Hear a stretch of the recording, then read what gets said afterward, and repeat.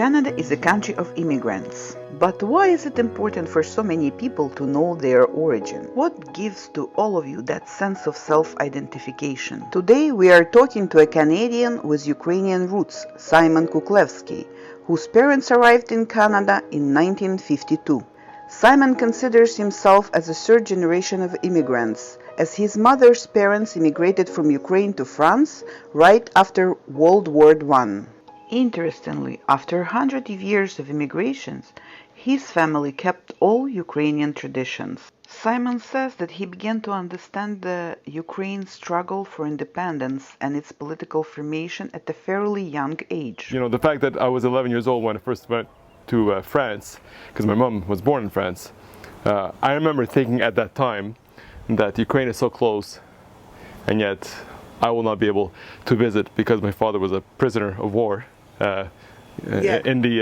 by the Soviets, and he escaped, and so probably he wouldn't be able to go to the Soviet Union at that time, and certainly I thought at that time that I couldn't go either. Simon did speak Ukrainian as a child. However, he thinks it was a kind of a kitchen-level language. He said Ukrainian wasn't a strong language for him up until the 90s.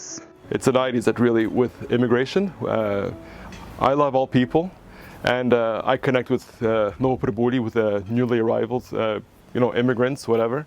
And I just connect with people, and the fact that because of what I was doing, the radio program, which I started in 1990 actually. In addition to other cultural traditions, special attention in Simon's family was paid to religious as well to family legacy. So the obvious ones are Christmas and Easter, Pascha. That's from day one, I don't remember a time without it. But then you have a lot of traditions. I mean, like this past week we had Provode, which to me is, you're familiar with it, from my grandfather, my mother's father. He had a 1000 karbovenців, like big paper money, 1,000 karbovenців. So that's, I think, the only thing I have from Ukraine that he brought back. Simon had the chance to visit Ukraine 4 times. What do you feel when you land in Ukraine? I feel like I'm at home.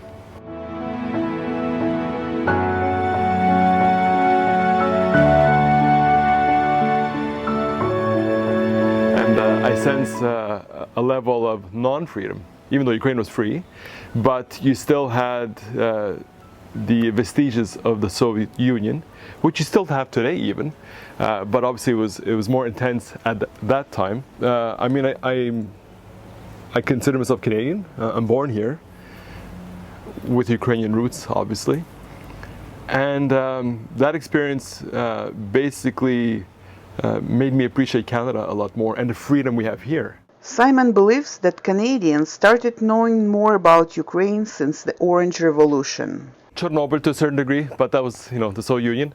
The Orange Revolution is what put Ukraine on the map. The newspapers daily talking about the Orange Revolution, and the president being poisoned and disfigured. And so that made the news daily. And then, 10 years later, again, another revolution, and again, daily. Simon has been running Ukrainian time radio for 30 years. One of the Ukrainian events that Simon never missed is the Ukrainian Festival in Montreal. For over 20 years, this festival has been promoting Ukrainian heritage to Montreal community and raising awareness of contribution of Ukrainian Canadians to Canadian society in Quebec. His experience during preparation to the festival each year, he appreciates the most. Bienvenue au festival. Je vais introduire Світлана Койбіда. А також Симон Куклевський. The experience. Experience. If you were to ask an average person, I would say dancing maybe. I think people love the dancing. Just the general atmosphere, the Ukrainian atmosphere, the performances, the people. I think Ukrainians are a warm, vibrant, welcoming people. In the very first year of Ukrainian festival, only 300 people showed up, Simon said. Next year, there were 500 people.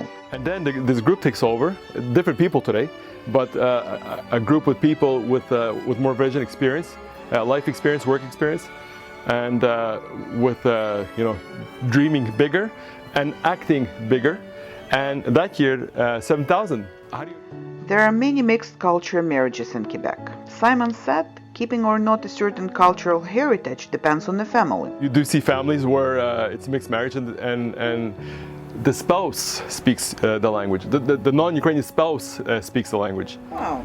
And some of them, you would know that they're not Ukrainian. Simon believes creativity and cultural engagement are important. They provide a sense of belonging and can improve both mental and physical health. Thus, Simon encourages all the Ukrainians as well as those who is interested in his culture to take part in certain activities. Especially for the kids. And so there are youth organizations they can join. Because the question is, what's going to happen with the next generation and the one after that? That's where you have assimilation. You know, just engage yourself, that's all it is. And if you're concerned about the future, and that's the things, I don't know what level people maybe are really concerned. But you know, by being involved here, you're helping the land of your ancestors. Something has to be inside you, you know, and it's just something that has been inside me from I don't know how long, but I don't remember not see myself as not being Ukrainian. Simon remembers being a scout and how some activities of that group impacted him as a 7-year-old child. Later in life, that helped him to understand his origin better. We're preparing ourselves to free Ukraine. You know, so that had an impact. So it's important for the kids. What did my parents do? They just put me there where the land was fertile. You know, they cultivated to a certain degree. Didn't force anything on me. The kids will make their own decisions after. You can't force them, but you could introduce them to it. I do encourage parents, especially, but everyone, but especially parents with younger children that are just being formed to expose them. I do believe such stories about immigrants are worth to be told, as especially during these difficult times. Only cultural engagement can create a sense of trust and solidarity between people.